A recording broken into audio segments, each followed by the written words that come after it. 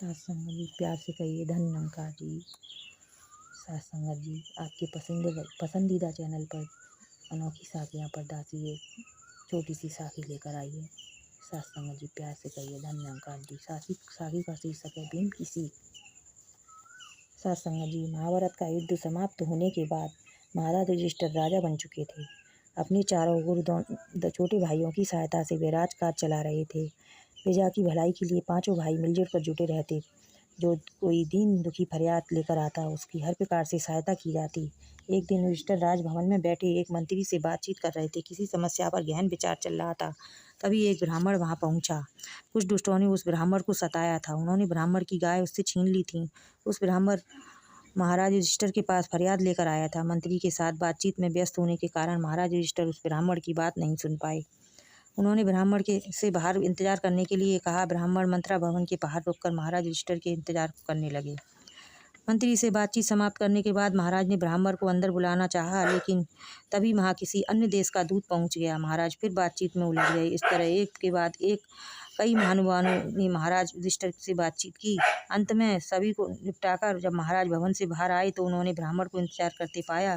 काफी थके होने के कारण महाराज युधिष्ठिर ने उस ब्राह्मण से कहा, अब तो मैं काफी थक गया हूँ, आप कल सुबह आइएगा, आपकी हर संभव सहायता की जाएगी। इतना कहकर महाराज अपने विश्राम करने वाले भवन की ओर बढ़ गए। ब्राह्मण को महाराज युधिष्ठिर के व्यवहार से बहुत निराशा हुई। वह दुखी मन से अपने घर की ओर लौटने लगा।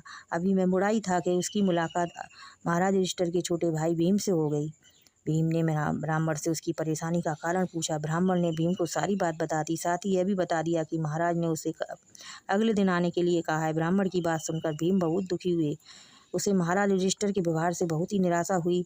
उसने मन ही मन कुछ सोचा और फिर द्वारपाल से जाकर आज्ञा दे दी, सैनिकों से कहो कि विजय के अवसर पर बजाए जाने वाले नगाड़े बजाएं। आज्ञा का पालन हुआ। सभी द्वारों पर तैनात सैनिकों ने विजय के अवसर पर बजाए जाने वाले नगाड़े बजाना शुरू कर दिए। महाराज युधिष्ठिर ने भी नगाड़ों की आवाज़ सुनी। उन्हें बड़ी हैरानी हुई। नगाड़े क्यों बजाए जा रहे हैं, यह जानने के लिए वो बाहर विश्राम कक्ष से आए। कक्ष से बाहर निकलते ही उनका सामना भीम से हो गया। उन्होंने भीम से पूछा, विजय के अवसर पर बजाए जाने वाले नगाड़े क्यों बजाए जा रहे हैं? हमारी सेनाओं ने किस शत्रु पर विजय प्राप्त की है? भीम ने नम्रता से उत्तर दिया, महाराज हमारी सेनाओं ने तो किसी शत्रु पर विजय प्राप्त नहीं की, तो फिर ये नगाड़े क्यों बज रहे हैं? महाराज ने हैरान होते पूछा, क्योंकि पता चला है कि महाराज युधिष्ठिर ने काल पर विजय प्राप्त कर ली है, भीम ने उत्तर दिया। भीम की बात सुनकर महाराज को हैरानी बढ़ गई और उन्होंने पूछा, मैं काल पर विजय प्राप्त कर लिया, आखिर तुम क्या कहना चाहते हो? मैं कुछ समझा नहीं। भीम ने महाराज की आंखों में देखते हुए कहा, महाराज अभी कुछ देर पहले आपने एक ब्राह्मण से कहा था कि आपको कल मिले। इससे साफ जाहिर है कि आपको पता है कि आज आपकी मृत्यु नहीं हो सकती, आज काल आपका कुछ नहीं बिगाड़ सकता। यह सुनने के बाद मैंने सोचा कि अवश्य आपने काल पर विजय प्राप्त कर ली होगी, नहीं तो आप उस ब्राह्मण को कल मिलने को नहीं कहते। यह सोचकर मैंने विजय के अवसर पर बजाए जाने वाले नगाड़े बजाने की आज्ञा दे दी। भीम की बात सुनकर महाराज युधिष्ठिर की आंखें खुल गईं। अपनी भूल का पता लग चुका था। तभी उन्हें पीछे खड़ा हुआ ब्राह्मण दिखाई दे गया। उन्होंने उसकी हर बात एकदम सुनकर एकदम उसकी सहायता का आवश्यक प्रबंध कर दिया। साथ संगत जी नीतिवान लोग कहते हैं कि आज का काम कल पर नहीं छोड़ना चाहिए, क्योंकि कल तो काल का नाम है।